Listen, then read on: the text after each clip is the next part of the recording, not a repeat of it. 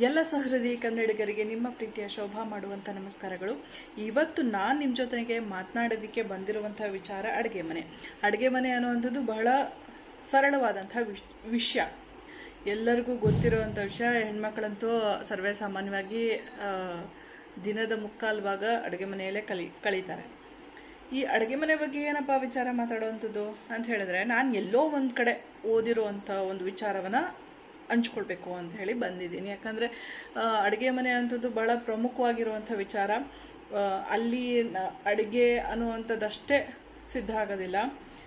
ಇಡೀ ನಮ್ಮ ಒಂದು ದಿನದ ಅಥವಾ ಇಡೀ ಜೀವನಕ್ಕೆ ನಮಗೇನು ಬೇಕು, ನಾವು ಚೆನ್ನಾಗಿರೋದಕ್ಕೆ, ನಮ್ಮ ಆರೋಗ್ಯ ಕಾಪಾಡ್ಕೊಳ್ಳೋದಕ್ಕೆ ಬೇಕಾಗಿರುವಂತಹ ಎಲ್ಲ ಪದಾರ್ಥಗಳು ಸಿದ್ಧವಾಗುವಂಥ ಒಂದು ಜಾಗ ಆಗಿರೋದ್ರಿಂದ ಅದ್ರ ಬಗ್ಗೆ ಮಾತಾಡೋ ಒಂದು ಚಿಕ್ಕ ಪ್ರಯತ್ನ ಮಾಡ್ತಾ ಇದ್ದೀನಿ.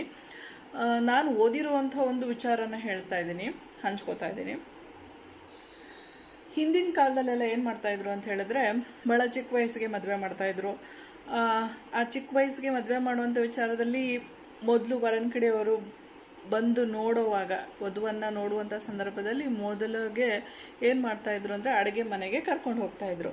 ಅಡುಗೆ ಮನೆಗೆ ಕರ್ಕೊಂಡು ಹೋಗಿ ಅಲ್ಲಿ ಆ ಹುಡುಗಿಗೆ ಏನೋ ಒಂದು ಅಡುಗೆನ ಮಾಡೋದಕ್ಕೆ ಹೇಳ್ತಾಯಿದ್ರು. ಅಡುಗೆ ಮಾಡೋದು ಅಂತ ಹೇಳಿದ್ರೆ ಅವಳು ಯಾವ ರೀತಿ ಮಾಡ್ತಾಳೆ ಅಂದರೆ, ಚೆನ್ನಾಗಿ ಮಾಡ್ತಾಳಾ ಇಲ್ವಾ, ಉಪ್ಪು ಹಾಕ್ತಾಳ, ಖಾರ ಜಾಸ್ತಿ ಹಾಕ್ತಾಳ, ಆ ಥರ ನೋಡುವಂಥ ಉದ್ದೇಶ ಅಲ್ಲಿ ಇರೋದಿಲ್ಲ.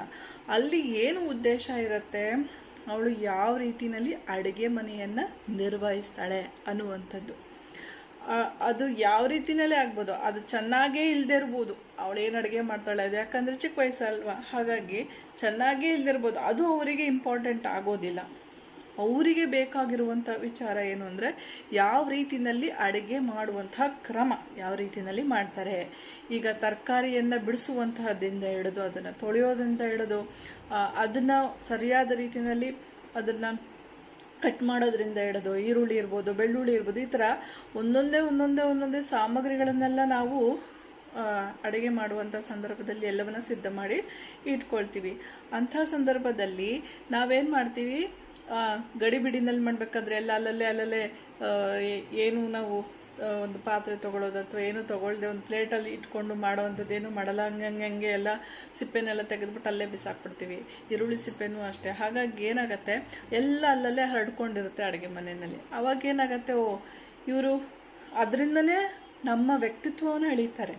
ಇವರಿಗೆ ತಾಳ್ಮೆ ಇಲ್ಲ, ಇವರೆಲ್ಲನೂ ಬೇಗ ಮಾಡಬೇಕು ಅನ್ನುವಂಥದ್ದು, ಅಥವಾ ಶುಚಿತ್ವ ಇಲ್ಲ, ಈ ರೀತಿಯಲ್ಲಿ ಅಳೆಯುವಂಥದ್ದು ಆವಾಗ ಹಿಂದಿನ ಕಾಲದಿಂದಲೂ ಬಂದಿರುವಂಥ ಒಂದು ಪದ್ಧತಿ. ಅಂದರೆ ಅದು ನಡೀತಾ ಇದೆ ಆ್ಯಕ್ಚುಲಿ ಹೇಳ್ಬೇಕಂತ ಹೇಳಿದ್ರೆ.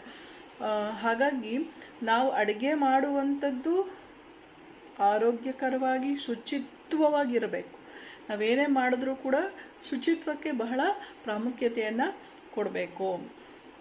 ಅಲ್ಲಲ್ಲೇ ಹರಡಿಕೊಳ್ಳದೆ ಅದು ವೇಗವಾಗಿ ನಾವು ಕೆಲಸ ಮಾಡುವಂಥ ಸಂದರ್ಭದಲ್ಲಿ ಆಗತ್ತೆ. ಆದರೆ ನಾವು ಶುಚಿತ್ವಕ್ಕೆ ಹೆಚ್ಚಿನ ಮಹತ್ವವನ್ನು ಕೊಡಬೇಕು ಅನ್ನುವಂಥದ್ದು ಅಡುಗೆ ಮಾಡುವಂಥ ಸಂದರ್ಭದಲ್ಲಿ. ಅದು ನಮ್ಮ ವ್ಯಕ್ತಿತ್ವವನ್ನು ತೋರಿಸುತ್ತೆ ಅಂಥೇಳಿ ಹಿಂದಿನ ಕಾಲದಲ್ಲೂ ಅದನ್ನು ತೋರಿಸ್ಕೊಂತ ಬಂದಿರೋವಂಥದ್ದು. ಹಾಗಾಗಿ ನಾವು ಅಡುಗೆ ಮಾಡುವಂಥ ಸಂದರ್ಭದಲ್ಲಿ ಭಾಳ ಎಚ್ಚರಿಕೆಯಿಂದ ಇರಬೇಕು.